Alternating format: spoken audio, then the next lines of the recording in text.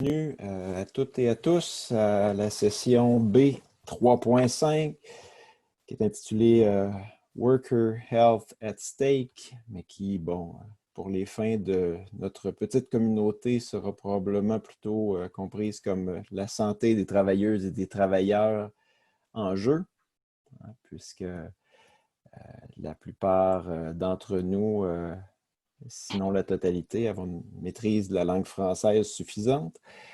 Donc, on a le plaisir de recevoir les présentateurs et présentatrices de 3 papiers, donc 3 présentations dans le cadre de cette séance en ce beau vendredi après-midi. Le premier de Maxime Vysotsky-Charlebois de l'Université du Québec à Montréal, intitulé The Costs of Justice Incurred by Injured Workers, What They Tell Us About Access to Justice and the Workers' Compensation System. Un second papier d'Albert Legrand-Ambambala de l'Université Laval, intitulé Effets de la précarité d'emploi et du travail sur la santé des professionnels et professionnels de la recherche. Et un troisième présenté par les professeurs Julie Bourgault de l'Université du Québec en Outaouais et Anne-Marie Laflamme de l'Université Laval, intitulé « Au-delà de la protection contre le harcèlement psychologique au travail, contrer l'exercice inapproprié ou délétère du droit de direction ». Donc, en ce qui concerne la procédure, chacune et chacun d'entre vous, pour chacune des présentations, vous disposerez de 18 minutes pour compléter votre exposé. J'interviendrai, je vais utiliser préférablement la messagerie pour vous indiquer qu'il vous reste 5 minutes, puis 2 minutes, puis 1 minute.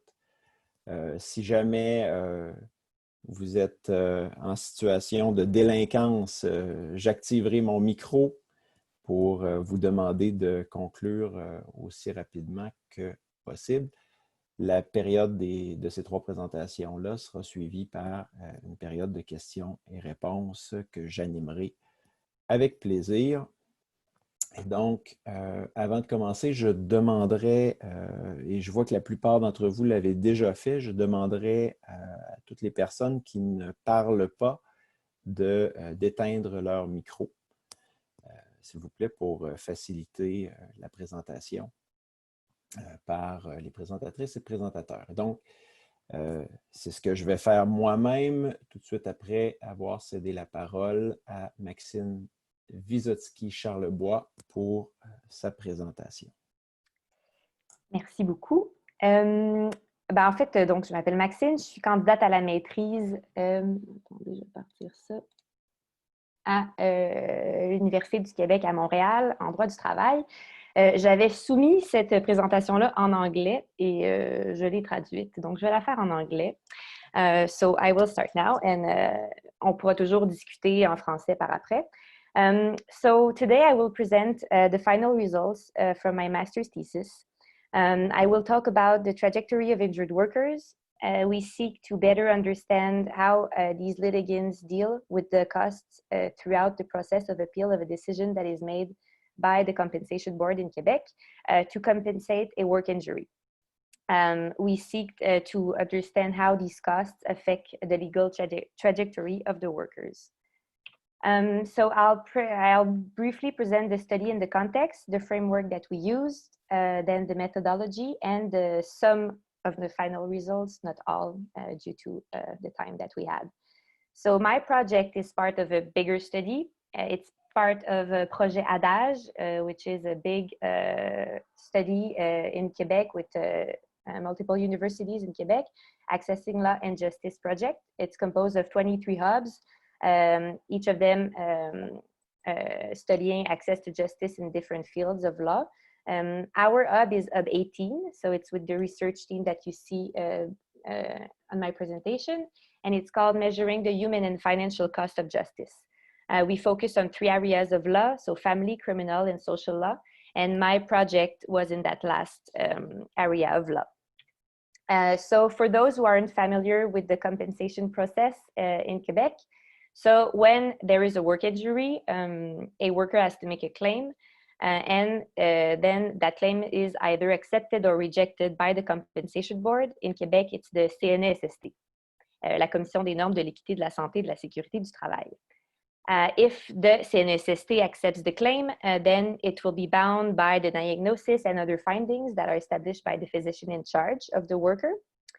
And the employer and the injured worker can challenge any decision that is rendered by the CNESST.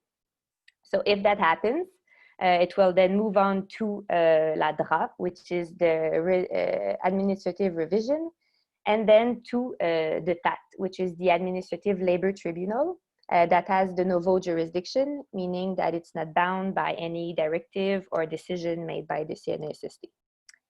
There are then three possible parties to the dispute, la CNESST, the employer, and the injured worker. It's also important to keep in mind that the employer and the CNESST can always ask the injured worker to undergo medical assessment. And just a quick word about the Administrative Labor Tribunal. It's part of the administrative justice system that exists in parallel with the traditional justice system. It was created in order to make this system more accessible by being simpler, faster, and cheaper in theory. So we chose the typology of Martin Gramatikov, a researcher from the Netherlands. He conceptualized the cost of justice in two main categories. So you have the financial cost and the human costs. In the financial costs, it's subdivided into two other categories. So you have the tangible or monetary costs that are maybe the most obvious ones. It's the money that you spend on your process. And then you have the opportunity or temporal costs. They refer to the time that is spent away from work, away from family, and on the appeal process. And then the human costs, they include stress that is related to the process, the impacts on interpersonal relationships, and also negative emotions that may arise from the process, such as disappointment or frustration. Gramatikov raises an important caution that is worth emphasizing on. It was probably our main challenge during the research. It's to distinguish between the costs that result from the process, so the one that we're interested in, from the ones that result from the work injury. So to do that, we chose a qualitative research methodology. So we conducted a semi-structured interview with key actors. They include so lawyers practicing in this area of law, of course. 3 were from legal aid, 5 in private practice, and we also met advocacy group workers. We try to meet both of these participants in urban centers and remote regions. As for the injured worker, our sample is composed of 23 injured workers. So 5 were eligible to legal aid, 12 had retained the services of a private practice lawyer, 6 were unrepresented, and we also met some, so the last column that you see, while their file was still active. So this is our T1, where we took the time, and some when the process was completed. So there was a trial, a settlement, conciliation, or withdrawal of the claim. 2 of them, we met them twice. So we had the opportunity to do that. We met them once the file was active, and then once it was over. So our findings concerning the cost of justice, for the monetary costs, what we saw is that they're mainly associated with lawyers' fees and the fees for the expertise, and they can be prohibitively high.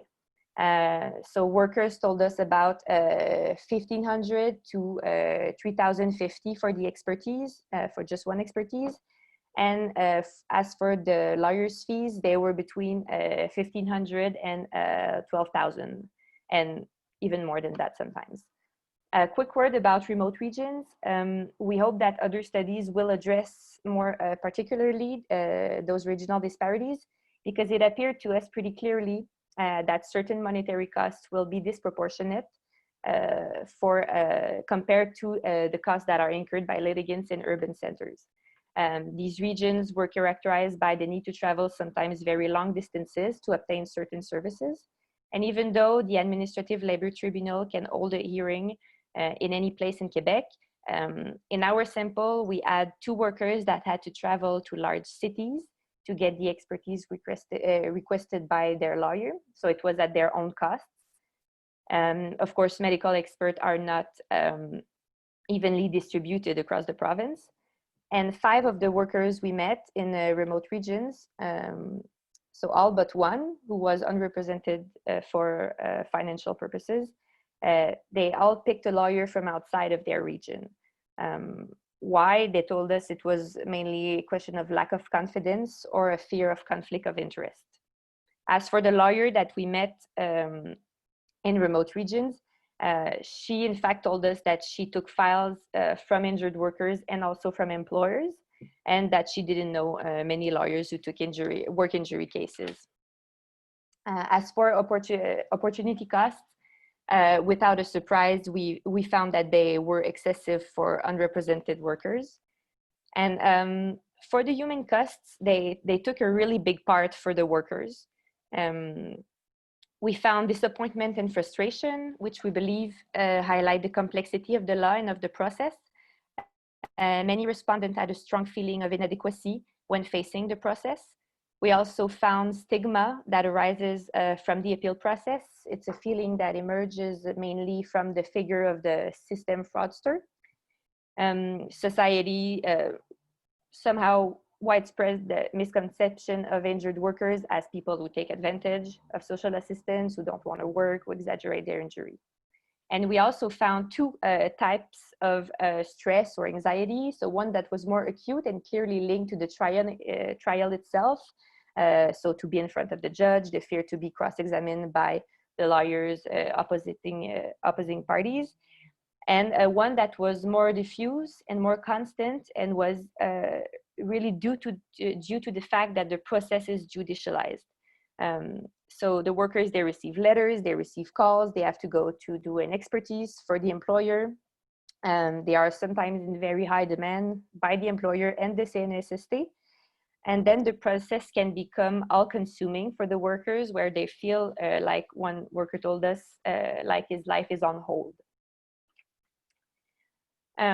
So the effects of these costs, well, first of all, it's clear that strategies are needed. So a few of the workers we met could live on their savings. So it's not what savings are for, but that's what they could do. For the vast majority, they had to apply for a loan, max their credit card, or borrow money from family and friends.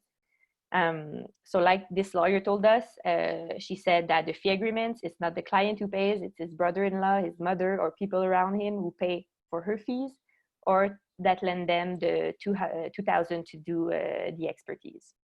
The third strategy was to limit the costs. It can be through an agreement with the lawyer, where the worker keeps some tasks to himself, and the lawyer focuses only on litigation. But at the extreme, it can go to go unrepresented, so you limit completely the costs, like this worker who was unrepresented because he couldn't afford to hire a lawyer. Can the monetary costs have an impact on the outcome? Key actors thought that yes, particularly when benefits are cut or reduced, the financial situation can become rapidly untenable. Some injured worker might prefer to have quick monetary gain. Like this lawyer said, it's extremely rare. I will suggest to one of my clients, yes, let's take the deal that removes eligibility, because of course it has major impacts for the future of the worker. But it's cut with the photo, but some clients say, yes, let's take it. It's $3,000 in my pocket right now. For the injured workers that we met, only one had accepted an offer that he believed to be ridiculous, but he just couldn't afford to carry on, so he took it. As for the other, it's clear that the choices they make throughout the process affect the outcome ultimately. One respondent knew that she had better chances if she would have taken a lawyer, if she would have done an expertise, but she couldn't afford it, so she didn't do it. So the effects of opportunity costs, they have a big impact on family life, that's for sure. They can be, of course, excessive for unrepresented litigants. Like this worker said, if time is money, I exceeded my $1 million. Also, they generate human costs. So like this worker said, I'm no longer able to rummage through my file. I panic every time. It makes me relive the events, makes me relive the suffering of not being able to assert my rights. What we saw is that for unrepresented workers, a significant part of their time is spent on the process. It becomes all-consuming for a lot of them when they try to navigate the process alone, because like I said, it requires of them to read and to understand several letters, some of which are decisions that may require from them an action. So they may need to challenge it, or sometimes they have to go see a medical examiner, and if they don't comply to that, their benefits will be cut. So to overcome this burden, some of them decided to retain the services of a lawyer. And here we really see how the costs respond to each other. The dialogical relation between these costs, where the injured worker will assess the costs, they will ponder over which costs they can't afford or which they can't afford anymore. So, yeah. And as for the human costs, according to key actor, they can play a major role on the willingness or even the ability to carry on or not with the appeal process. Like this lawyer said, with full knowledge of the facts, they prefer to put an ending to the hemorrhage, stop the bleeding, and then move on to something else than experiencing anxiety, uncertainty, and perhaps to testify in court. This for them is an unsurmountable mountain. In our sample, we had 2 workers that had abandoned their reclamation to Labor Standards Bureau. So they had lodged a claim in parallel with their the injury claim. They had done it because of the stress. That's what they told us. So like this worker, after 2 months, I decided to drop the complaint because it was going to court and I didn't want to go to court. It gave me anxiety and I didn't want to do a depression at the same time. 2 other workers told us that they didn't appeal a decision that was rendered by the CNESST concerning a claim for psychological injury because it was all too arduous to pursue for them at that point. What we saw that really helped is they need support throughout the process.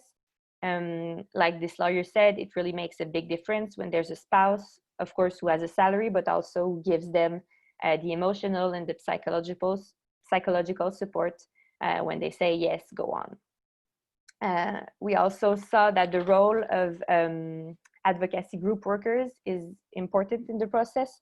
Lawyers also told us that the workers that came to see us that were from these groups had received better information. They seemed to be empowered by what the support they had throughout the process. They knew what was going on, why it was happening.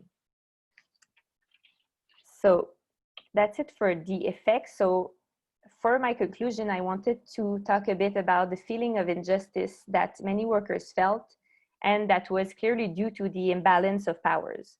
Injured workers were aware of the disproportionate resources that the employers had to contest any claim. And almost half of our respondents were in this appeal process because of the employer's appeal. In order to rebalance this imbalance, a few solutions could be envisioned. A recent report from l'Institut de recherche et d'information socio-économique du Québec invites us to take a closer look at the personalized funding regime at the CNESST, so how the compensation board is funded, and its link with the increased judicialization. Another avenue would be maybe for Quebec to be inspired by other provinces, because if we certainly stands out in terms of labor standards, we don't look so good when we compare ourselves in regard to support for injured workers. There are, of course, major differences between the province.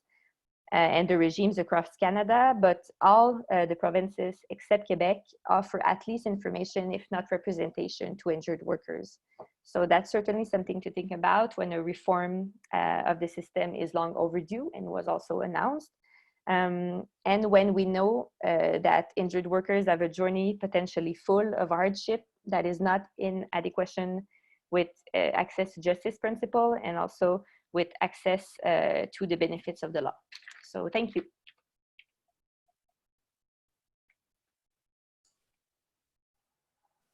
Thank you very much. Merci, Maxine, pour une présentation très intéressante.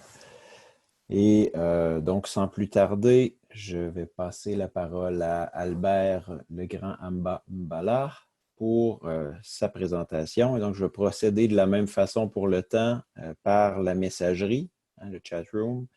Je vais vous communiquer 5 minutes, 2 minutes et 1 minute.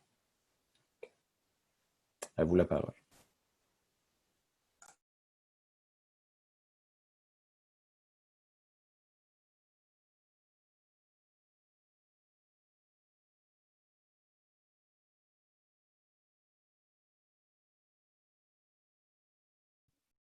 Voilà, j'ai juste oublié d'ouvrir mon micro. Merci beaucoup, Pierre-Luc.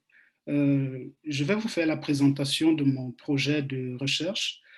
C'est mon projet de recherche doctorale sur la précarité de l'emploi et du travail des professionnels et professionnels de recherche dans un contexte d'entrepreneuriat universitaire. Je tiens à rappeler que je suis rendu à l'étape du projet de recherche, donc je ne suis pas encore rendu à l'étape de terrain. Donc, je ne vais pas vous présenter des résultats en tant que tels, je vais davantage m'appesantir sur ma problématique. Alors, pour commencer,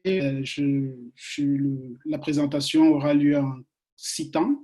Je vais faire une mise en contexte rapidement. Après quelques définitions, je vais vous rappeler la question de recherche, les hypothèses de recherche que j'ai formulées, et puis la perspective théorique et puis le cadre méthodologique.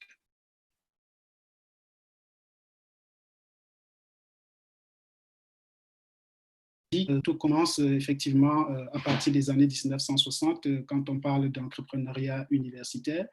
C'est un peu l'évolution de l'université dans l'histoire et dans le temps. On sait que les années d'avant, l'université, notamment la mission de recherche, le chercheur était un peu dans une forme de ce qu'on appelle souvent la tour d'ivoire, c'est-à-dire qu'il recevait un peu tout de l'État. Ces financements pour la recherche, tout était un peu octroyé par l'État. Mais à partir des années 1970, on voit un peu un changement au niveau des politiques publiques de financement de la recherche, soit la réduction des financements, soit un choix particulier sur les types de projets qui seront financés. Et donc, en ce moment, on dit que l'université opère sa seconde révolution universitaire. Donc, on passe notamment de la mission c'est la mission traditionnelle qui était l'enseignement et la recherche. Là, il y a une troisième mission qui est un peu l'entrepreneuriat universitaire, l'entrepreneuriat scientifique.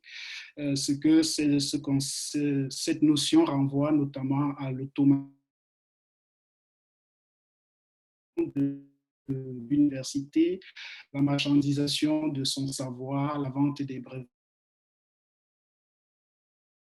Donc, la figure de pro pendant ce moment, c'est vraiment la figure de l'entrepreneur scientifique qui est un chercheur qui va maintenant lui-même monter des projets de recherche, aller à la quête des financements. Et on va constater que cela implique beaucoup de travail administratif. Donc, sa charge de travail va augmenter. Et progressivement, lui qui était un peu dans sa tour d'ivoire dans les années des 30 glorieuses, va voir sa tâche augmenter et puis donc il va falloir faire recours aux étudiants, aux stagiaires postdoctoraux, aux assistants de recherche pour l'aider d'une certaine manière à réaliser sa mission.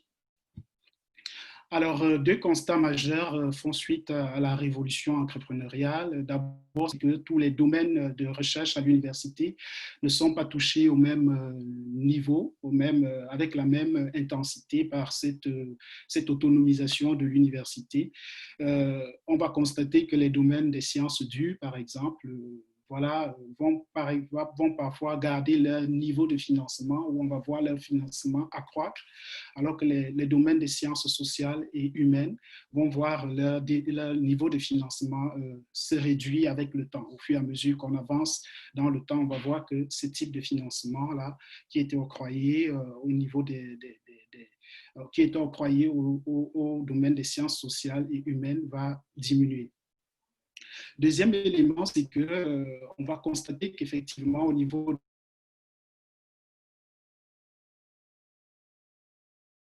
de l'emploi, c'est que pour 2 personnes qui sont recrutées, on va recruter une seule personne. Donc, les chercheurs seront davantage encore sous pression, avec beaucoup de stress par rapport au travail qu'ils doivent effectuer. Alors, cela va donner lieu à quoi? Effectivement, on va avoir une segmentation de l'emploi dans le milieu universitaire.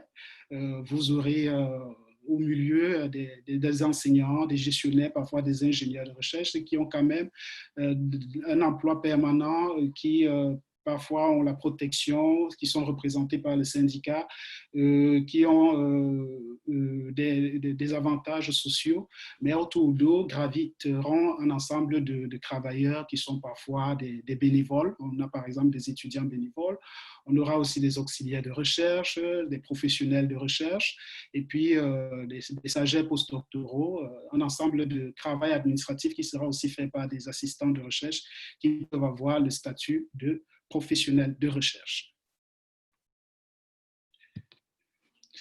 Alors, qui sont les professionnels de recherche dans le milieu universitaire? Donc, j'ai pris la définition de Lapointe.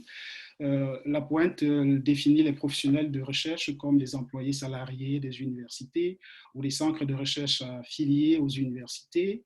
Leur salaire dépend principalement des subventions de recherche, fonds de recherche ou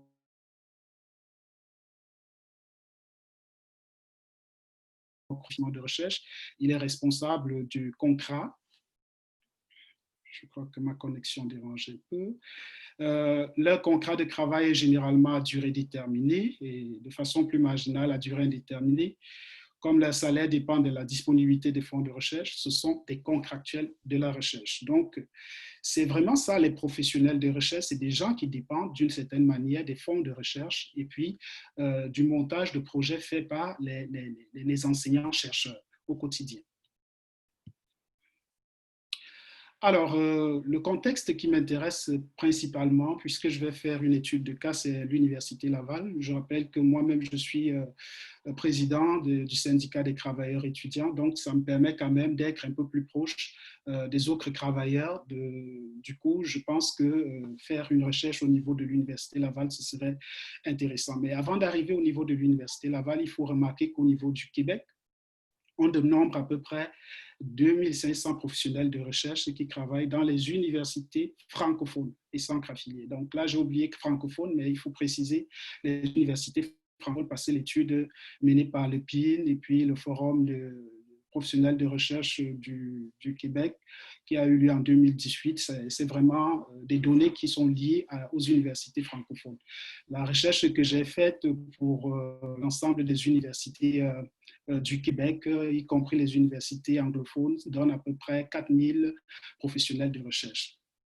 L'Université Laval compte à peu près 800 professionnels de recherche chaque année. Parmi eux, on a une majorité de femmes, donc 60 à 65%.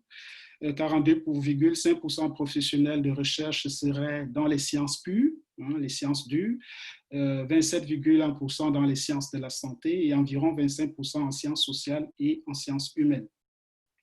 Les professionnels de recherche forment une population jeune avec une ancienneté faible. On remarque qu'au niveau de l'Université Laval, les 3 quarts sont âgés entre 25 et 35 ans. Ils sont des travailleurs et travailleuses du savoir.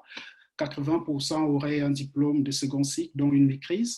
25% seraient titulaires d'un doctorat PhD. Ils jouent un rôle très important dans l'accomplissement de la mission de recherche. Ils enseignent, ils font de la recherche, ils montent des projets de financement, ils font de la valorisation des résultats de la recherche en faisant des présentations. Alors, ce qu'on constate, c'est que la plupart des professionnels de recherche occupent un emploi à temps partiel. Près des 3 quarts ont des contrats à durée déterminée et 85% de ces contrats sont d'une durée d'1 an et moins. Les professionnels sont des travailleurs et travailleuses du savoir défavorisés, la sécurité d'emploi et la perspective de promotion sont trop faibles. Donc, les professionnels de recherche sont majoritairement des travailleurs atypiques. Ce sont des travailleurs qui ont soit un contrat à temps partiel, soit un contrat temporaire, etc.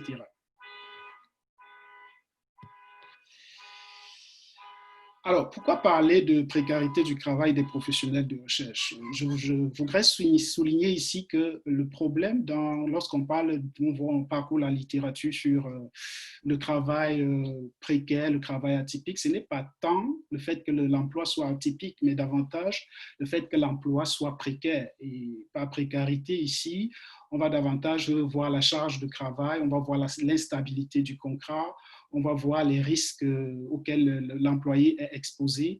On va aussi voir le niveau de salaire qu'il a et le fait qu'il ait, par exemple, plusieurs emplois. Donc, on va constater qu'au niveau du Québec, on a 40%, 40% parmi les professionnels de recherche qui assument une charge de travail élevée et qui cumulent aussi plusieurs emplois. Ils sont polyvalents, se consacrent plus intensément à leur travail en faisant des heures supplémentaires non rémunérées. Par contre, ils bénéficient d'une faible reconnaissance. Ça, je tiens à le souligner parce que la pré-enquête que je suis en train de faire au niveau du syndicat des professionnels de recherche, c'est le problème qui revient de façon récurrente quand je discute avec les représentants syndicaux. C'est vraiment le problème de la reconnaissance, de leur apport, de leur contribution à la recherche. Donc, c'est aussi des gens qui ont des faibles perspectives de carrière et de possibilités de développer leurs compétences. Ils ont leur emploi dépend du fluctuation des financements de la recherche et puis de la nature des exigences du travail qui agiraient directement sur la qualité du travail de l'emploi. Alors, une étude menée l'année dernière par Manon Cruchon sur la santé et la sécurité, la performance des travailleurs au niveau de l'Université Laval, montrait que l'indice de précarité au niveau de tous les employés de l'Université Laval était vraiment plus élevé chez les professionnels de recherche. C'était le corps d'emploi qui avait le plus grand niveau de précarité. Ce qui était encore plus intéressant dans cette étude, c'est que les indices de précarité de l'emploi variaient en fonction du domaine de recherche, c'est-à-dire qu'on avait quand même des indices assez différents entre les différents domaines de recherche. J'ai pris quelques exemples. Si on regarde un peu la question du soutien des collègues, c'est-à-dire que lorsque vous avez un problème, le fait que les collègues peuvent vous apporter leur soutien, vous avez le soutien de votre hiérarchie, on va voir qu'en moyenne, chez les professionnels de recherche, c'est à 75%, mais dans le premier domaine de recherche, on a 79%, et puis dans l'autre, on a 28% de répondants qui nous disent, ben, nous, on a le soutien de nos collègues. Si on regarde un peu l'autre variable qui est par exemple l'autonomie, on va voir qu'en moyenne, selon les domaines de recherche, chez toute la population des professionnels de recherche, on a 76% en moyenne, mais on va constater que dans un domaine de recherche, on a 78, dans l'autre, on a 74. Donc, il y a quand même des écarts assez importants au niveau des indices de précarité. Alors, c'est fort de ces constats que nous nous sommes posé la question de savoir qu'est-ce qui explique la variation en fonction des domaines de recherche, des indices de précarité, de santé et de bien-être chez les professionnels de recherche. Une question qui nous tient aussi à cœur, c'est vraiment celle de savoir aussi comment les professionnels de recherche et leurs superviseurs immédiats font pour mitiger la précarité des conditions d'emploi que ces professionnels de recherche expérimentent au quotidien. Donc, c'est ces deux questions-là qui constituent quand même la trame de notre projet de recherche. Alors, pour ce qui est des facteurs explicatifs de la précarité, des écarts entre les domaines de recherche, nous avons formulé deux hypothèses principales. C'est d'abord celle qui est liée aux contraintes institutionnelles. Par contrainte institutionnelle, ici, on voit le financement de la recherche, on voit la gouvernance institutionnelle, on voit aussi la convention collective, parce que dans le cas de l'Université Laval, les professionnels de recherche sont syndiqués. Et après, on a aussi regardé, on s'est dit peut-être aussi il y a des contraintes organisationnelles. Par contrainte organisationnelle, c'est un peu de voir comment les professionnels de recherche organisent leur recherche au quotidien. Je veux dire la recherche, comment est-ce que la recherche elle est organisée par les chercheurs et puis les professionnels de recherche y compris. Donc là, à l'intérieur, on retrouve les dispositifs organisationnels, le leadership du chercheur, l'orientation de la recherche et puis les pratiques de gestion des ressources humaines. Pour la deuxième question, c'est vraiment de voir les stratégies d'acteurs.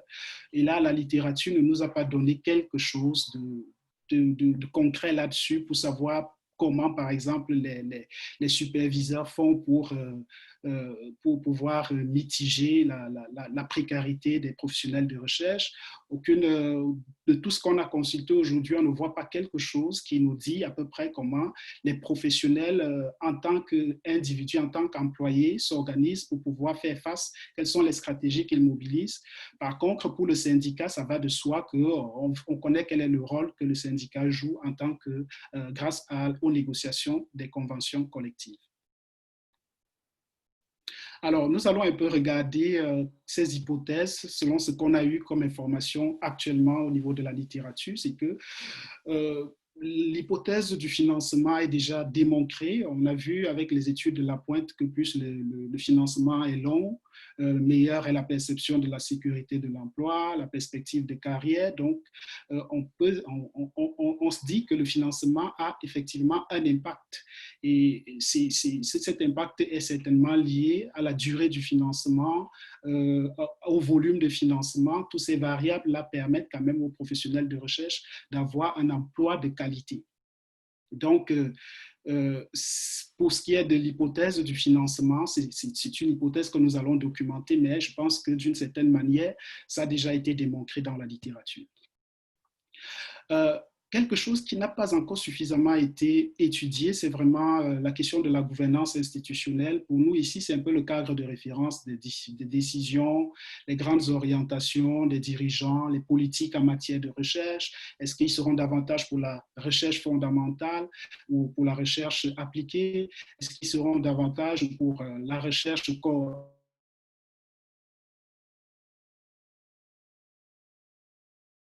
seul, c'est toutes ces questions-là au niveau de la gouvernance. On pourrait aussi voir tout ce qui est mis en place au niveau de la propriété intellectuelle.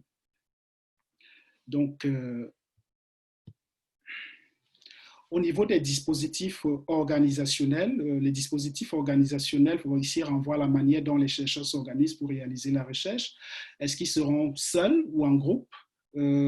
Par exemple, Lapointe montre que les dispositifs de recherche, plus les dispositifs de recherche sont collectifs, je m'excuse pour les erreurs, plus le volume et la durée du financement seraient élevés. Ce sont des éléments qui montrent quand même que la manière dont on organise la recherche peut aussi, d'une certaine manière, faire apporter plus de financement au projet de recherche.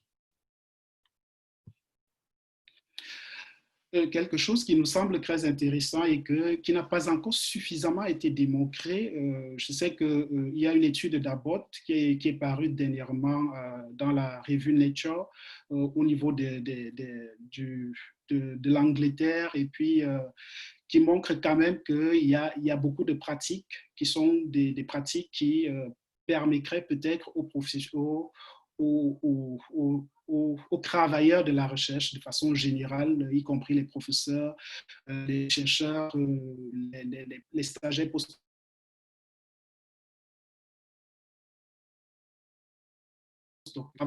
Mais au niveau des professionnels de recherche, ces pratiques-là n'ont pas encore été étudiées et je pense que c'est l'une des manques quelque chose qui manque dans l'étude, notamment de Paul-André Lapointe.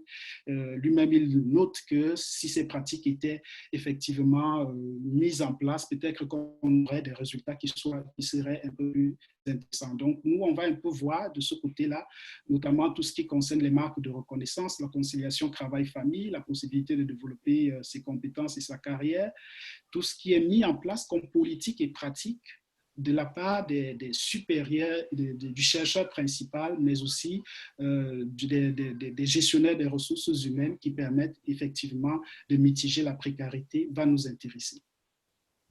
Albert, il faudrait conclure, s'il vous plaît. OK. Alors,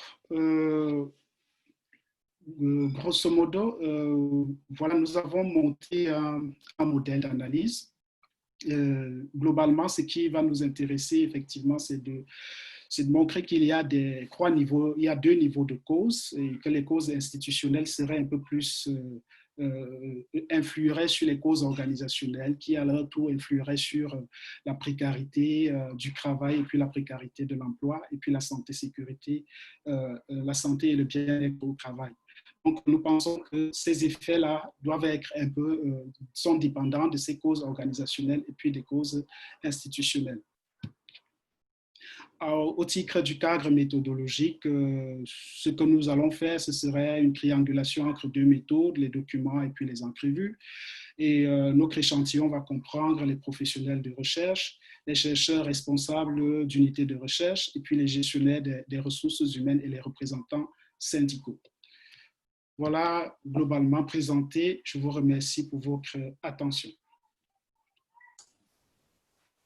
Merci Albert pour cette présentation très intéressante et je vous souhaite tout de suite bonne chance pour la suite de ces travaux qui sont bien démarrés. Je vais sans tarder céder la parole à... Je crois voir Julie Bourgault prête à parler, donc je crois que c'est elle qui va faire la présentation au nom des deux co-auteurs. Est-ce que je me trompe? On partage le temps. Vous allez vous partager le temps, donc c'est très oui, bien. Mais donc, c'est moi qui commence.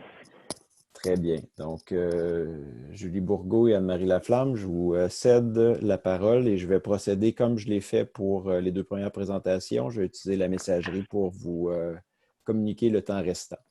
Il faudrait juste que le partage d'écran, oui. Exactement. Il faudrait qu'Albert désactive son partage d'écran de façon à ce que je puisse mettre notre présentation. Ah, voilà. OK.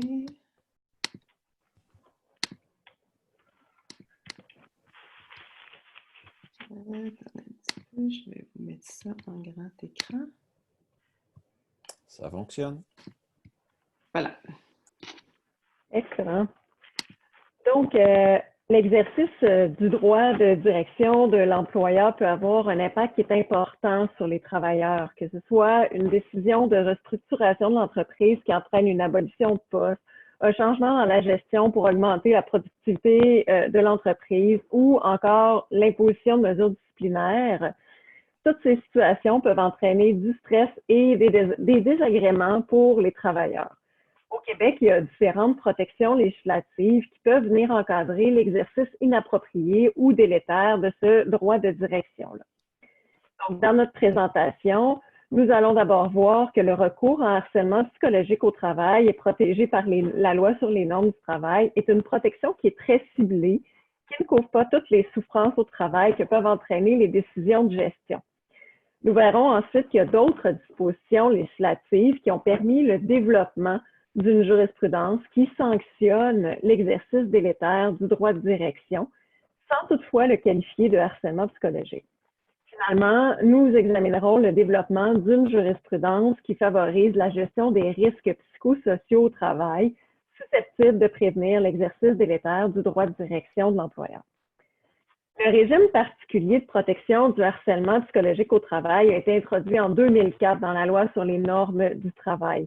Il s'ajoute au cadre législatif préexistant. L'article 81.18 de la loi définit le harcèlement comme une conduite vexatoire qui se manifeste par des comportements, des paroles, des actes ou des gestes répétés qui sont hostiles ou non désirés, laquelle porte atteinte à la dignité ou à l'intégrité psychologique ou physique du salarié et qui entraîne pour lui un milieu de travail néfaste. À la lumière de cette définition, il y a harcèlement psychologique au travail en présence d'une conduite vexatoire qui produit des effets sur le salarié et sur le milieu de travail. Depuis peu, la définition inclut aussi explicitement les conduites à caractère sexuel. Une seule conduite grave peut également être considérée comme du harcèlement psychologique lorsqu'elle produit un effet nocif continu pour le salarié. En vertu de l'article 81.19 de la Loi sur les normes du travail, c'est à l'employeur que revient la responsabilité de prendre les moyens raisonnables pour prévenir le harcèlement psychologique et lorsqu'une telle conduite est portée à sa connaissance pour la faire cesser, peu importe que le présumé harceleur soit un représentant de l'employeur ou encore un collègue de travail. La dernière modification législative a ajouté explicitement dans le texte l'obligation notamment d'adopter une politique et de la rendre disponible à ses salariés, une politique de prévention et de traitement des plaintes, incluant entre autres un volet concernant les conduites à caractère sexuel. La distinction entre le harcèlement psychologique au travail et l'exercice des droits de direction a fait l'objet d'une abondante jurisprudence. L'analyse de la jurisprudence québécoise permet de constater qu'il y a peu de comportements, en fait, qui relèvent de l'exercice du droit de direction, qui sont qualifiés de harcèlement psychologique au sens de la loi sur les normes du travail. Et ce, même si certains peuvent sembler inappropriés ou peuvent même s'avérer délétères. Entre janvier 2017 et décembre 2019, il y a seulement 7 décisions qui ont considéré que l'exercice du droit de direction constituait un cas de harcèlement avéré. La jurisprudence énonce que le droit de direction de l'employeur lui confère un pouvoir de diriger, de contrôler les activités de son entreprise. Plus particulièrement, elle lui reconnaît un pouvoir étendu lorsqu'il s'agit d'évaluer le rendement de ses salariés, de contrôler la qualité du travail qu'ils accomplissent et leur présence au travail, ainsi que d'imposer des mesures disciplinaires pour un motif valable.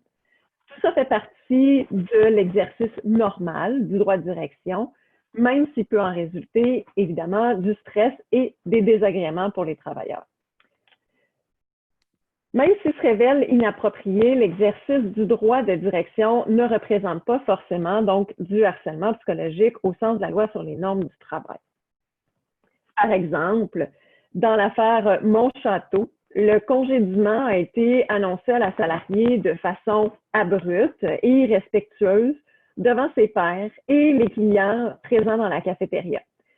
Malgré ça, le stress causé, le sentiment d'humiliation vécu par la travailleuse et les autres désagréments n'ont pas été considérés comme suffisants pour démontrer qu'il y avait un effet nocif continu, puisque ces effets accompagnent généralement tout congédiement. Dans l'affaire Kehulian, il y a des propos qui ont été qualifiés par le tribunal d'objectivement racistes et d'un goût douteux. Malgré ça, on n'a pas considéré qu'il s'agissait de harcèlement psychologique. Le tribunal a jugé que le plaignant avait compris l'intention humoristique des propos puisqu'il n'avait pas réagi alors qu'il possédait un caractère et une personnalité qui ne s'en laissait pas imposer en temps normal. D'ailleurs, dans une affaire récente, le tribunal a rappelé que le rôle de la loi n'est pas de réprimer le mauvais goût, mais seulement les conduites socialement intolérables. Enfin, dans l'affaire CIUSSS de l'ouest de l'île de Montréal, le tribunal d'arbitrage reconnaît que des propos désobligeants de la part de sa supérieure immédiate, qui avaient été tenus entre 8 et 10 fois entre 2013 et 2015, représentaient une forme d'incivilité. Toutefois, ce n'est pas du harcèlement psychologique, mais plutôt des actes isolés compte tenu de la longue période et que les propos avaient été soulevés hors contexte et qui se manifestaient dans une dynamique de confrontation qui était inhérente au conflit de personnalité. Quoi qu'il en soit, il y a une jurisprudence qui sanctionne l'exercice délétère du droit de direction sans pour autant constituer constitué du harcèlement psychologique au travail qui semble se développer en vertu des articles 46 de la Charte québécoise des droits et libertés, qui prévoit le droit à des conditions de travail justes et raisonnables, et l'article 2087 du Code civil du Québec, qui prévoit l'obligation de l'employeur de protéger la santé, la sécurité et la dignité des salariés. Par exemple, dans le secteur de la santé et des services sociaux, il y a une directive du ministère qui avait été émise en 2010 relativement aux services de soins à domicile qui étaient dispensés par les centres de santé et de services sociaux, qui exigeait que le programme de soutien à domicile augmente le temps d'intervention directe des ressources consacrées à la clientèle à domicile. L'établissement devait rendre compte annuellement du temps d'intervention et, à défaut de progression, leur subvention allait être coupée l'année suivante. La réorganisation du travail qui s'en est suivie a créé dans le milieu de travail une détresse psychologique chez les travailleurs. Dans l'affaire CIUSSS du nord de l'île de Montréal, il y a un arbitre qui a reconnu que la décision de l'employeur de mettre en place un programme de gestion de la performance a porté atteinte au droit fondamental à des conditions de travail justes et raisonnables des personnes salariées. Contrairement au recours en harcèlement psychologique, une violation au droit des conditions de travail justes et raisonnables ne requiert pas une conduite vexatoire et ne considère que les conséquences sur le milieu de travail sans exiger une atteinte à la dignité ou à l'intégrité du salarié. Dans le syndicat des agents de la paix en service correctionnel du Québec, le tribunal administratif a également jugé que l'employeur ne remplit pas les obligations qui lui incombent en vertu de 2087 et 46 de la Charte, lorsqu'il communique un rapport d'enquête qui contenait des déclarations non fondées d'une détenue à l'égard d'une agente des services correctionnels et ne prend pas d'action pour faire cesser les rumeurs dont elle est victime suite à cette divulgation de ce rapport. Alors, je poursuis pour la troisième partie de cette présentation. Il est intéressant maintenant d'examiner comment le régime de protection de la santé et de la sécurité du travail peut permettre de contrer ces comportements qui découlent du droit de direction de l'employeur et qui peuvent s'avérer délétères pour le salarié sans toutefois constituer du harcèlement psychologique au travail.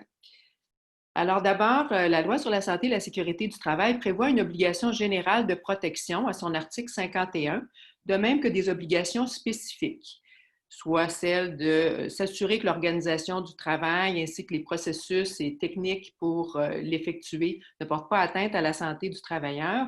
Et l'employeur doit également utiliser les méthodes et techniques appropriées pour identifier les risques à la santé et à la sécurité du travailleur et prendre des mesures pour les contrôler ou idéalement les éliminer. J'ai souligné ici dans la disposition générale le mot « physical well-being » qui est en français l'intégrité physique du travailleur, simplement pour vous mentionner que pendant longtemps, le régime de santé et sécurité du travail au Québec a été considéré comme ne visant pas la protection des risques à la santé psychologique, mais s'intéressant uniquement à la santé physique des travailleurs, ce qui était quand même assez surprenant, mais qui était une interprétation liée aux termes utilisés dans la disposition législative.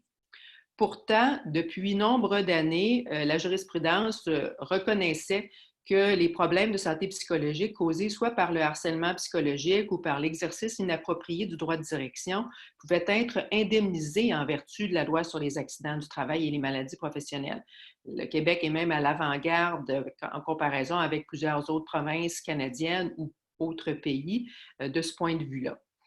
Cependant, il a fallu attendre jusqu'à l'année 2000 pour que la jurisprudence reconnaisse que du côté du régime de prévention, il fallait s'intéresser tout autant à la santé physique qu'à la santé psychologique des salariés. Et dans une affaire bien connue, l'affaire Forgette-Chagnon, la Commission des lésions professionnelles a reconnu qu'un employé pouvait exercer son droit de refus s'il était victime de harcèlement psychologique au travail. Et c'est cette décision-là qui a constitué la décision de principe qui a permis par la suite d'intégrer la protection de la santé psychologique dans le régime de santé et sécurité du travail. Alors, dans les années qui ont suivi, on a vu les inspecteurs intervenir de temps à autre pour soit requérir l'adoption ou la modification de politiques en matière de harcèlement psychologique au travail en vertu des pouvoirs qu'ils avaient selon la loi sur la santé et la sécurité du travail. Mais cette évolution-là s'est traduite petit à petit par une interprétation selon laquelle le régime devrait intégrer une prise en charge, une gestion des risques psychosociaux en milieu de travail. Et c'est une évolution qui est très heureuse et que je salue particulièrement, ma thèse de doctorat en 2008 ayant porté sur ce thème-là.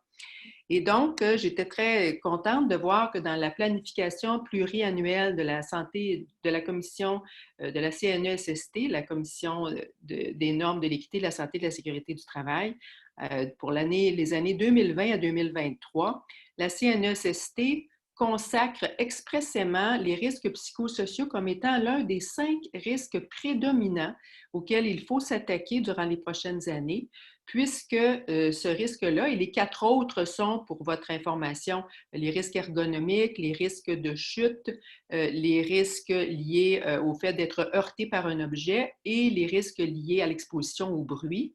Alors, ces risques-là, ces 5 risques-là correspondent aux 2/3 des accidents de travail et maladies professionnelles indemnisés durant les dernières années. Alors, mais c'est la première fois dans la planification pluriannuelle antérieure, la CNESST avait effleuré la question des risques psychosociaux entre 2016 et 2020, mais en 2020, vraiment, on s'y attaque comme étant un facteur de risque prédominant en accordant priorité aux risques de violence, de harcèlement et d'exposition au stress post-traumatique. Et j'attire votre attention sur une décision particulièrement intéressante. C'est une affaire qui a connu son dénouement tout récemment. C'est une décision qui a été rendue en avril 2020. Une affaire qui avait pris naissance en 2016 et où justement c'est la CNESST elle-même qui est interpellée à titre d'employeur. Alors, elle a été l'objet d'une plainte à la CNESST, la CSST à l'époque, par les conseillers en réadaptation à l'emploi de la division des victimes d'actes criminels, communément appelée l'IVAC.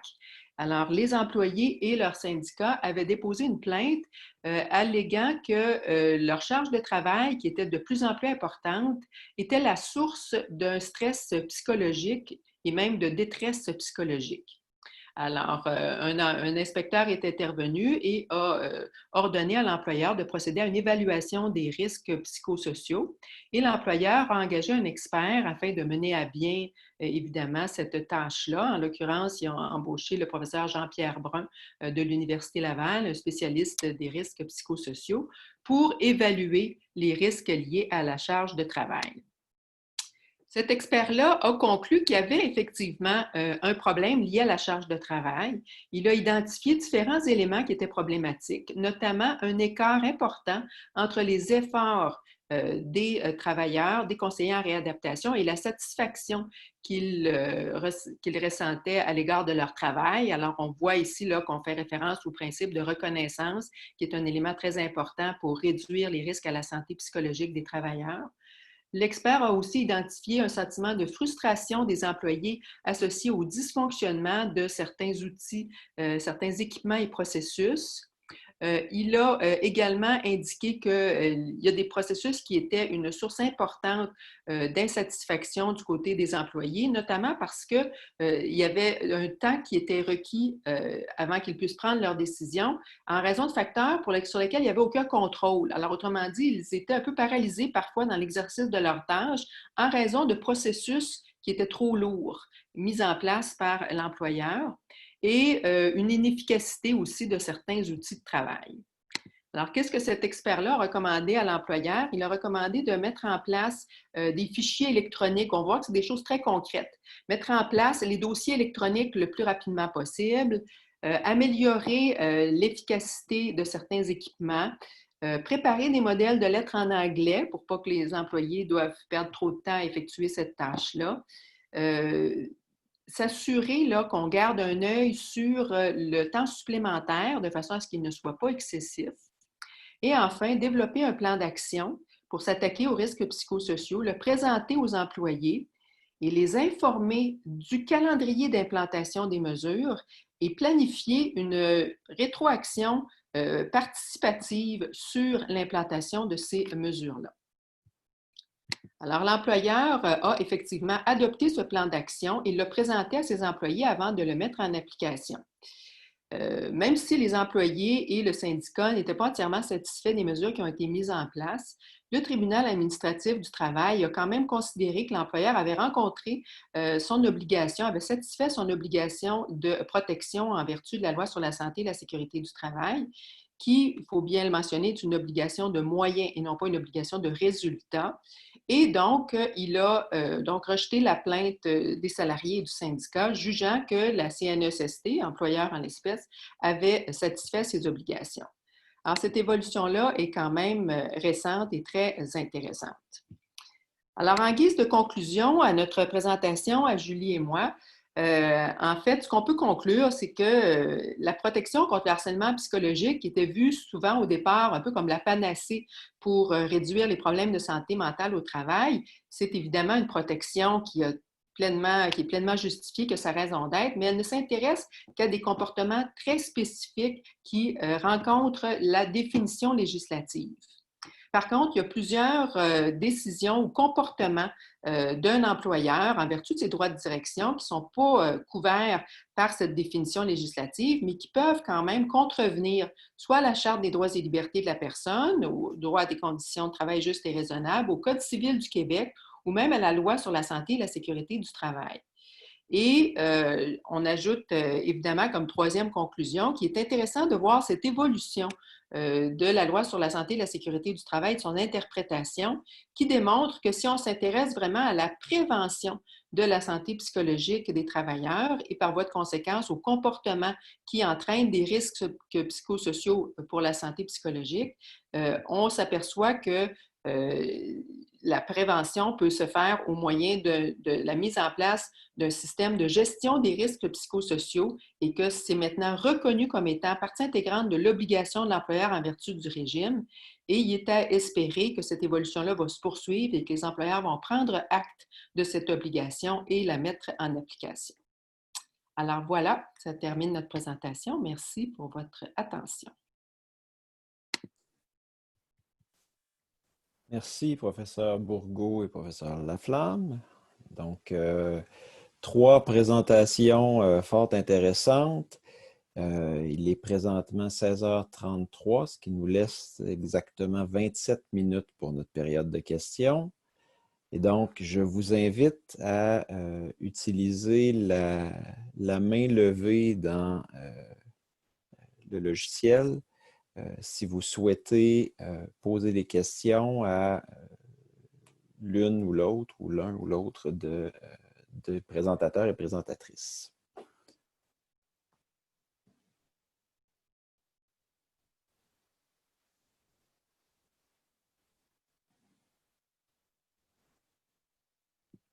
Anne-Marie, est-ce que je vois... Oui, j'ai levé le pouce. Je ne sais pas si c'était le bon outil, là. Je n'ai pas trouvé la main, mais l'intention est là. Alors oui, moi, d'abord, je veux dire que j'ai trouvé les 2 présentations qui nous ont précédées extrêmement intéressantes. Et j'avais une question pour Maxine concernant son groupe témoin de travailleurs qui a été rencontré. Est-ce que c'était tous des travailleurs dont le dossier était terminé ou c'était des travailleurs dont le dossier était en cours? J'aurais peut-être une question subsidiaire après ta réponse. En fait, j'avoue que j'ai vu que là, c'était un 18 minutes, puis c'est mes résultats de mon mémoire que j'ai déposé il y a 2 semaines, fait que j'étais un petit peu comme, je voulais plus en parler que de parler de ma métho. Mais en fait, initialement, on voulait adopter une méthodologie de recherche de type longitudinal quand le projet a commencé. Notre objectif, c'est d'arrêter de rencontrer les travailleurs pendant leur processus, puis une fois celui-ci terminé.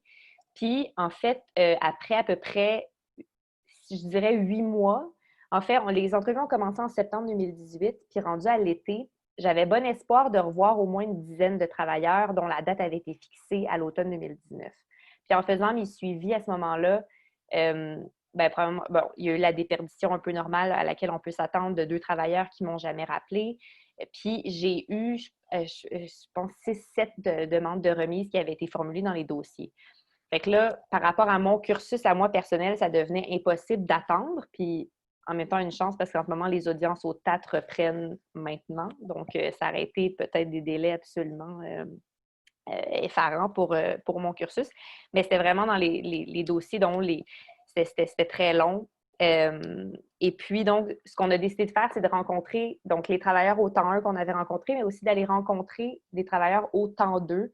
Donc, une fois que le processus était terminé, tout notre recrutement s'est fait par le biais de cabinets d'avocats qui avaient accepté de participer au projet ou de groupes de défense de droit ou, en tout cas, d'autres groupes, des fois, d'aide à l'emploi dans certaines régions où il y avait un accès plus difficile. Donc, c'est ça.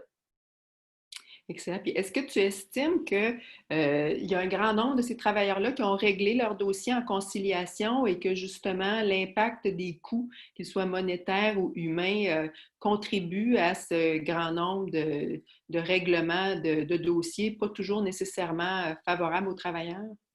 Bien, dans ceux qu'on a rencontrés au temps 2, j'essaie de revisualiser mon échantillon, là, mais ce qu'on s'est rendu compte, bien, premièrement, peu sont allés en conciliation.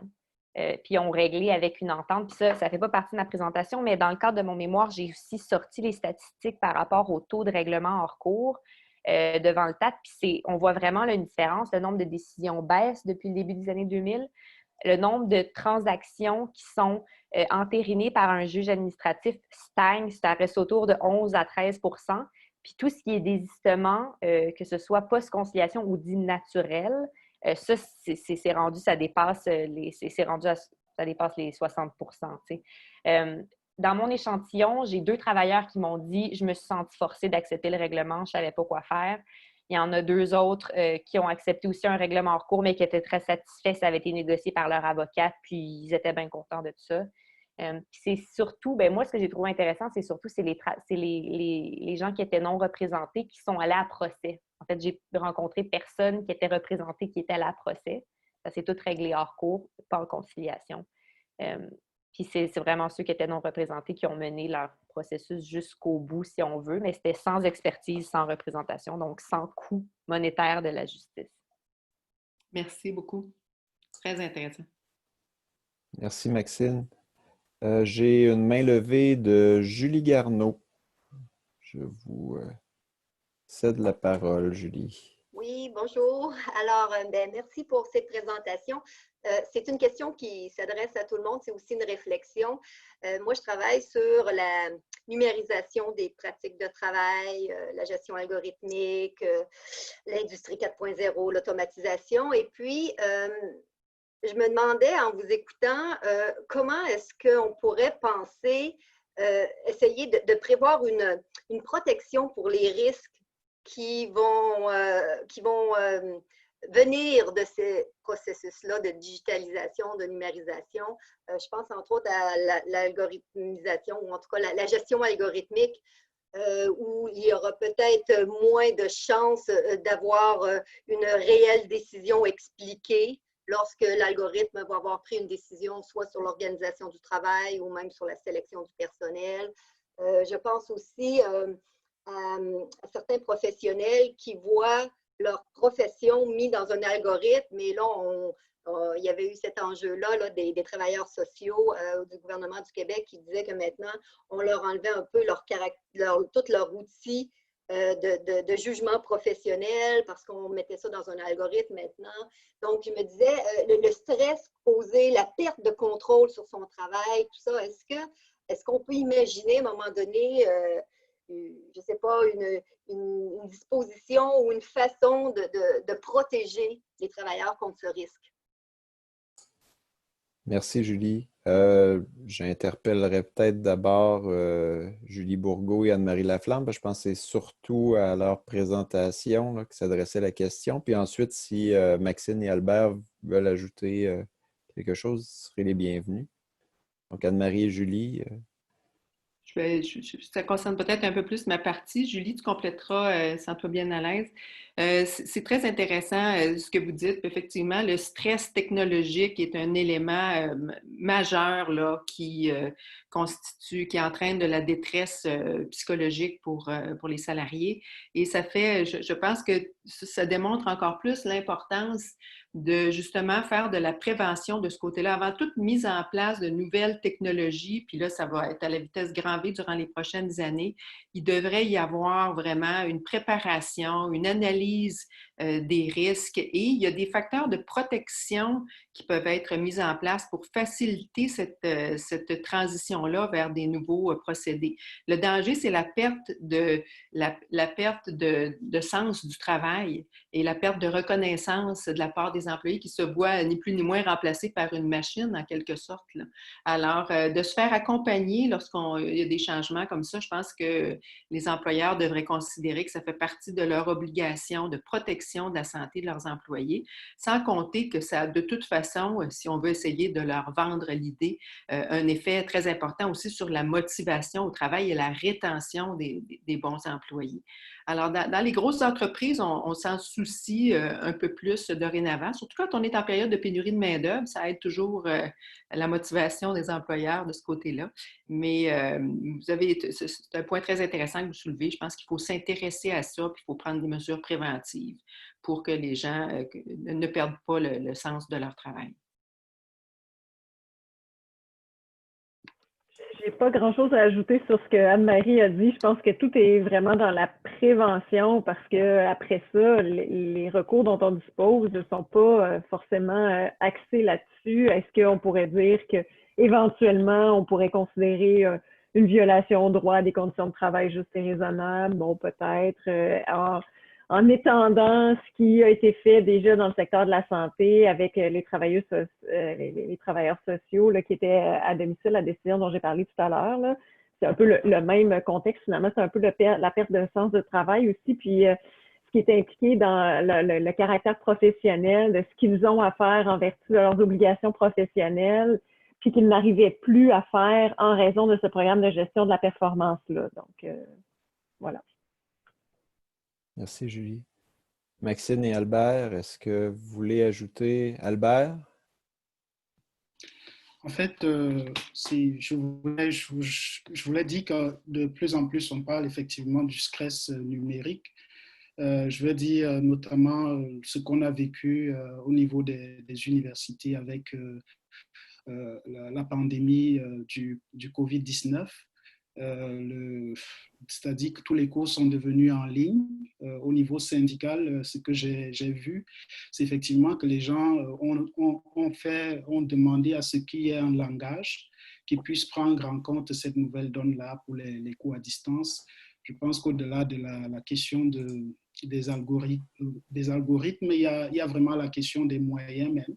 Et puis, la question une fois que vous faites le travail à distance, est-ce que vous allez, qui est responsable en cas d'accident, des choses comme ça, effectivement, ça se pose avec acuité.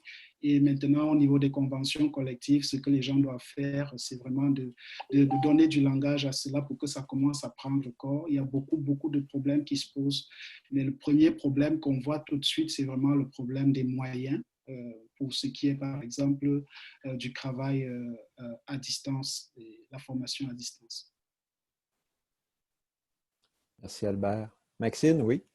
En fait, c'est plus une question, peut-être pour les professeurs Bourgault et Laflamme, mais justement, plus en suivi aussi de la question de Julie, mais par rapport à tout ce qui est télétravail pendant la COVID, puis le droit de surveillance de l'employeur, fait que là, l'exercice de son droit de direction, ça a déjà commencé à sortir un petit peu sur le contrôle de l'ordinateur de la personne chez elle, comment ça va fonctionner. Je me demandais si vous avez commencé à réfléchir déjà un petit peu comment vous allez faire une recherche en ce sens parce que là, on va comme rentrer dans on parlait déjà un peu de télétravail, mais là, on va comme être à fond là-dedans pour les prochains mois, voire la prochaine année. Peux-tu clair, Julie? Je dirais qu'une des choses, je pense, qui va être absolument primordiale, c'est que les employeurs se dotent d'une politique claire sur le télétravail. Et ça devra être négocié évidemment avec les syndicats en milieu syndiqué parce qu'il faut que les choses soient claires. Quelle est la partie qui appartient à la vie privée? Quelle est la partie qui appartient au travail? Comment équiper convenablement les employés? Parce que, encore faut-il d'abord qu'on s'entende sur le télétravail. Là, on est dans un télétravail forcé par une crise mondiale. Mais quand ça se sera terminé, il faudra décider si on veut poursuivre le télétravail et on ne peut pas, l'employeur ne peut pas imposer le télétravail. Donc, il devra s'entendre avec les employés ou avec les syndicats et, partant de là, établir les politiques sur les équipements, sur l'aspect ergonomique et toute la gestion de la vie privée, les horaires de travail. Cette zone grise entre la vie professionnelle et la vie privée est très, très large quand on travaille à la maison. Il va falloir que ça soit beaucoup plus clairement établi, ne serait-ce que parce que l'employeur a une obligation de protéger ses salariés, mais qu'en même temps, il a une obligation de respecter leur vie privée. Alors, ces deux droits-là vont se trouver un petit peu en contradiction. Il va falloir les conjuguer pour être capable de trouver une façon de fonctionner en télétravail. Mais ça se fait, ça existe. Il y a déjà des entreprises qui préconisaient le télétravail et qui avaient des politiques. Et je pense que tout est possible dans la mesure où les parties s'assoient puis s'entendre sur les conditions applicables. Merci Anne-Marie. Je suis bien, j'approuve ce qu'Anne-Marie dit. Formidable. Julie Garneau qui a posé la question initialement, est-ce qu'il y avait une relance pour les intervenantes et intervenants? C'est juste pour participer à la conversation. Quand j'étais au gouvernement fédéral, nous, on avait une politique assez claire sur le télétravail. Puis, la politique était tellement détaillée que les gestionnaires hésitaient à signer des ententes de télétravail parce que, justement, moi, je n'en avais eu une à un moment donné quand j'ai commencé mon doctorat, là, donc je pouvais faire un peu de télétravail à la maison. Puis, et là, c'était vraiment un enjeu vraiment glissant. C'est une pente glissante parce qu'il a fallu faire venir un inspecteur chez moi à la maison pour s'assurer que j'étais bien équipée, puis bon, que les risques. En tout cas, finalement, la bureaucratie a embarqué. Là, puis là, finalement, c'était un frein au télétravail. Alors, les bonnes intentions, finalement, des fois, donnent des effets un peu délétères. Que ma petite anecdote. Merci, Julie. Anne-Marie Laflamme avait une question pour Albert. Oui, Albert, j'ai été fascinée vraiment par votre présentation sur les professionnels de recherche. Il y a peu d'études qui ont été faites là-dessus. Et j'étais particulièrement intéressée parce que, comme doyenne de la faculté, dans mon plan d'action, j'avais justement préconisé que l'on accorde davantage de place aux professionnels de recherche. Puis je dois vous dire que maintenant, après 2 ans et demi, je cherche encore la manière de le faire et de le faire mieux. Parce que les professionnels de recherche sont dans une espèce de dilemme où leur supérieur immédiat est davantage le chercheur qui les embauche que l'institution elle-même. Et puis là, je vais trahir mon âge en vous disant que quand j'ai commencé à pratiquer dans un dans un cabinet d'avocats, j'avais justement été mis au fait que lorsque les professionnels de recherche ont voulu se syndiquer, le premier argument que les universités avaient soulevé, c'était qu'ils n'étaient pas l'employeur des professionnels de recherche, c'était les chercheurs qui étaient les professionnels de recherche. Alors, ça a été le début, évidemment, d'une jurisprudence ou de la syndicalisation des professionnels de recherche, mais ce problème-là demeure, c'est-à-dire qu'ils sont davantage attachés aux chercheurs qu'à l'institution, puis il faut mieux les intégrer dans l'institution. Ils passent souvent entre les mailles du filet. Alors, je ne sais pas si vous avez des idées sur la façon de mieux les intégrer. Nous, on essaie de les inviter à tous les événements qui touchent le personnel de la faculté, mais au-delà de ça, je trouve qu'ils sont peu connus, j'essaie de voir comment on peut faire pour mieux les intégrer parce qu'ils jouent un rôle tellement important dans les facultés puis dans la recherche. Mais comment les sortir de ce carcan-là, là, où ils sont étroitement liés aux chercheurs pour qui ils travaillent?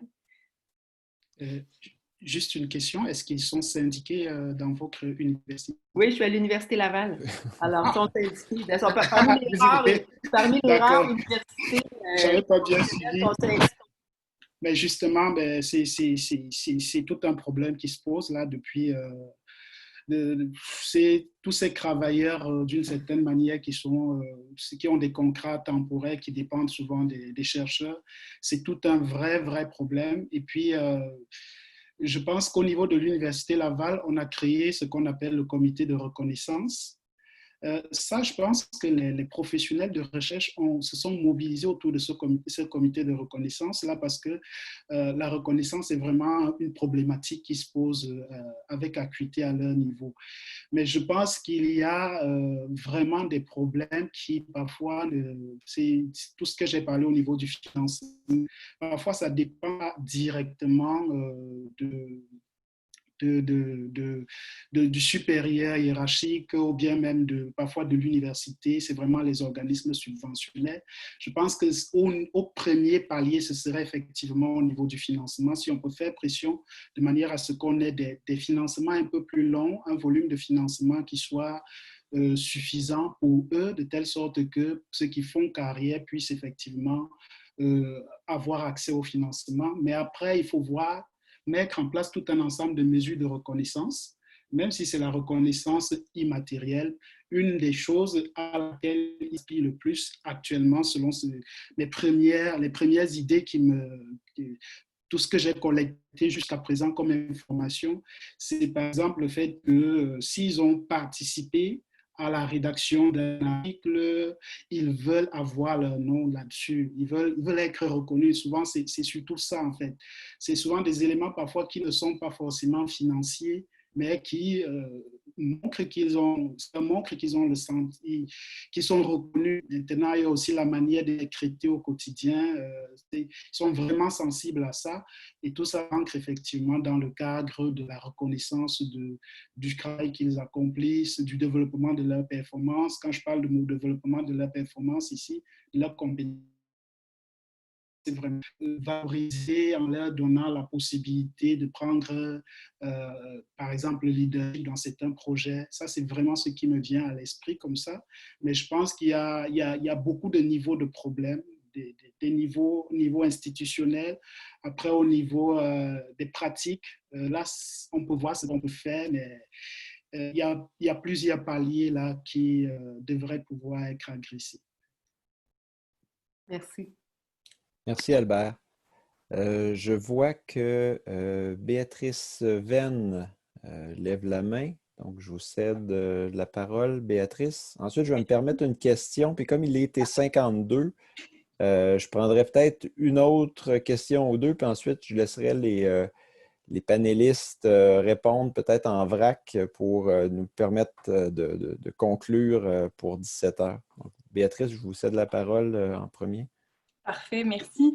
Ma question, j'ai comme peut-être un petit commentaire puis une question pour Albert notamment. J'ai trouvé ça vraiment intéressant aussi, puis très intéressant aussi de situer ça au niveau de la gouvernance puis du financement. Puis je me demandais, j'ai peut-être mal suivi la présentation, je ne sais pas, au niveau de l'échantillon, est-ce que ça va être dans tous les domaines de l'université, dans toutes les disciplines? Parce que j'ai l'impression qu'il y a aussi un enjeu au niveau justement du financement puis de la façon dont les institutions vont supporter, entre autres en lien avec le financement qui est accordé aux chercheurs, aux projets, aux chercheuses, bref, en fonction des disciplines, par exemple, en sciences de la nature. Je pense qu'il y a quand même une autre façon d'aborder. Moi, j'ai une directrice de recherche en droit, mais un directeur qui est biologiste, puis c'est très différent au niveau des pratiques, mais aussi donc au niveau des contextes institutionnels, que ce soit les labos de recherche, l'accès au... En tout cas, fait que je me demandais à ce niveau-là, c'était quoi l'échantillon, donc où est-ce que... Bref, je pense que ma question est claire, même si je n'arrive pas à la formuler. Puis, je vais juste dire mon petit commentaire. C'était pour les professeurs Laflamme et Bourgault. Je trouvais ça vraiment intéressant aussi, la présentation. Puis, j'ai l'impression que ça pourrait être intéressant aussi au niveau de l'interprétation, au niveau du droit de recours prévu par la loi sur les normes, l'interprétation du milieu de travail exempt de harcèlement psychologique, parce que justement, oui, c'est des comportements, mais effectivement, le droit de gestion se manifeste aussi dans comment le milieu de travail est organisé, puis ça peut mener finalement à, bref, au niveau de la santé psychologique. Bref, donc c'est ça mes commentaires. Merci. Merci, Béatrice. Donc, comme je le disais, je vais me permettre une question, mais je voudrais que vous vous concentriez d'abord sur celle de Béatrice qui vient d'être posée. Si vous avez le temps, vous y reviendrez. Je vais faire du pouce sur l'intervention de Julie Garneau un peu plus tôt, qui parlait entre autres d'intelligence artificielle et d'exercice des droits de direction. Et je pense qu'il y a là quelque chose d'intéressant aussi du point de vue des recours et ultimement de l'expertise devant les instances qui vont devoir trancher sur ces cas-là ultimement. Et là, je vais profiter du fait qu'on a la doyenne de la faculté de droit de l'Université Laval ici pour poser la question, est-ce qu'on a l'expertise ou est-ce qu'on pense en ce moment à développer cette expertise-là? Parce qu'il y aura des moyens de preuve qui seront appelés à changer lorsqu'on devra justifier des décisions qui ont été prises non pas par des humains, mais par des machines, donc selon un certain nombre de procédés. Est-ce que ça fait partie donc de ce qui est envisagé comme outillage pour les juristes de demain, pour les personnes qui seront appelées à trancher sur ces litiges-là? Parce que ça appelle quand même à des expertises qui sont radicalement différentes et une connaissance qui relève peut-être plus des sciences et génies que des sciences sociales en termes de compréhension des actions qui vont être posées en milieu de travail. Donc, c'était ma question. Il y en a d'autres, mais je me limite à elle, mais je vous invite à répondre d'abord aux questions et commentaires de Béatrice. Donc, Albert, je vois que votre micro est déjà ouvert, donc je peux peut-être vous laisser intervenir tout de suite. Oui, Béatrice, merci pour tes questions. Justement, ce volet-là, c'est penser à tous ceux qui interviennent au niveau du financement, au niveau de l'échantillon. Ça risque de faire... je pense que c'est une idée, mais je n'ai pas encore vraiment réfléchi à ça. Ce que je sais actuellement, c'est qu'il y a vraiment de la littérature qui montre effectivement le lien entre le financement de la recherche et puis les conditions de travail des professionnels. C'est où on en trouve le plus là. C'est tout ce que j'ai cherché. Vraiment, le lien, il est démontré. Maintenant, effectivement, au niveau de l'Université Laval, les professionnels de recherche ont organisé un forum là, en 2018 où il y avait des intervenants du milieu du financement des organismes subventionnés qui effectivement montraient qu'il y avait effectivement, ils ont mis en place un ensemble de primes de reconnaissance. Mais c'est vraiment plus compliqué que ça de savoir ce qui bloque pour qu'on puisse avoir des financements peut-être de longue durée, des volumes un peu plus suffisants. Je pense que c'est une bonne piste, mais comme la recherche ne peut pas tout démontrer, je pense que je vais surtout me limiter à ce qui est la comparaison au niveau organisationnel là, pour le moment. Mais après, peut-être ce sont de bonnes pistes de réflexion. C'est tout ce que je peux dire actuellement. Merci, Albert.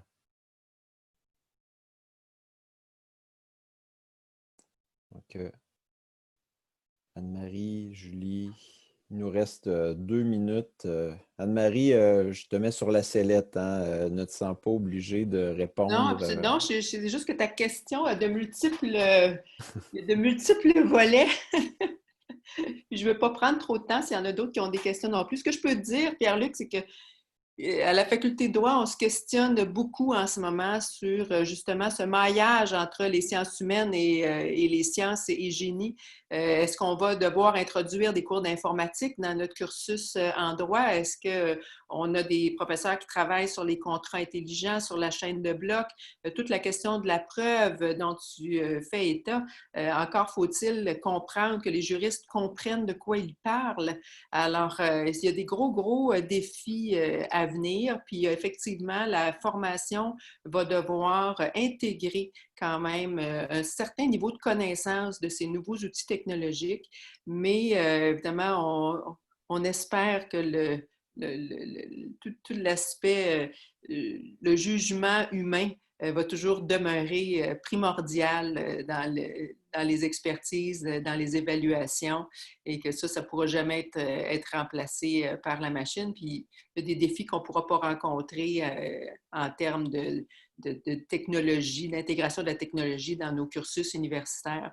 Alors, il va falloir vraiment se poser beaucoup de questions. La justice prédictive, à titre d'exemple, qui va être intégrée dans les cabinets d'avocats, c'est des gros défis, mais nous, ce qu'on essaie de voir à travers ça, c'est on veut travailler davantage sur justement toute cette créativité, cet aspect humain qui vient, qui permet d'utiliser à bon escient toutes ces données techniques-là qui, à elles seules, ne veulent rien dire si elles ne sont pas interprétées par quelqu'un qui a une formation qui est, que ce soit juridique ou que ce soit dans d'autres champs des sciences sociales ou des sciences humaines, pour les interpréter. Alors, il ne faut pas penser que ça va devenir la panacée. C'est un outil parmi d'autres qu'il faut comprendre pour bien l'interpréter, mais ça demeure quand même seulement un outil. Merci de nous rassurer. Donc, il est 17 heures. Je remercie Maxine, Albert, Julie et Anne-Marie pour leur présentation très intéressante. Merci à vous toutes et tous qui avez consacré une partie de votre vendredi après-midi à être avec nous et à discuter de ces questions fort importantes. Et je remercie aussi Sondes Turki, qui est notre facilitatrice technique. Hein? Je fais de la traduction littérale à partir du programme. Hein? Donc, merci pour son coup de main, son assistance. Je vous souhaite une bonne fin de congrès, une bonne fin de semaine et au plaisir de vous revoir dans une autre séance prochainement. Merci à toi, Pierre-Luc, d'avoir animé cette séance. Merci à tous et à toutes. Merci. Merci. Au revoir. Au revoir. Bye.